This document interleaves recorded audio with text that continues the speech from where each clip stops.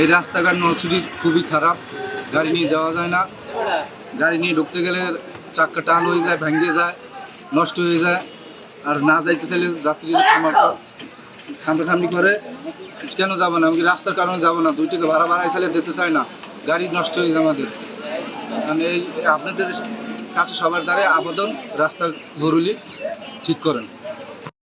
Delivery হইলে আর মেডিকেলে নেওয়া লাগবে না। হ্যাঁ, এই জায়গায় ডেলিভারি বাইরেই যাইবে।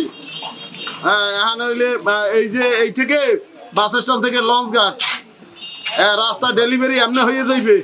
ডেলিভারিতে আর মেডিকেল নেওয়া লাগবে না, সিজার লাগবে না। হ্যাঁ, কাম না করে টাকা উঠেই খাইয়ে থইবে, তার কাম হইবে কেমনে? আসলে আমাদের নলছিটি, ঝালকাঠি জেলা নলছিটি থানা পৌরসভার এই সামনের যে রাস্তাটার এমন বেহাল দশা, গাড়ি ঘোড়া চলাফেরা করতে পারে না, মানুষ চলাফেরা করতে পারে না, এবং স্কুল কলেজের কোনো মানে ছাত্রছাত্রী ঠিক মতন স্কুল কলেজে যেতে পারতেছে না।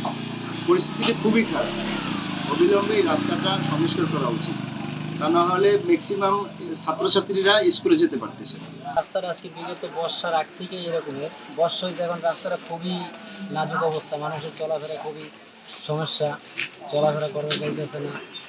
একটু রাস্তাটার দিকে যদি খেয়াল করতো তাহলে ভালো হইতো, আর কি আমাদের জন্য ভালো হতো।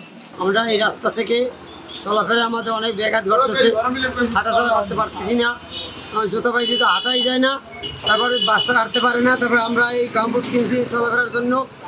আর রিক্সা গাড়ি রুগীপত্র আসলে সমস্যা পড়ে, তো তারা সুতরাং যাইতে পারে না। তারপরে সবসময়ের জন্য আমাদের সমস্যা হয় হাঁটা চলা এবং গাড়ি ঘোড়া সবসময়ের জন্য।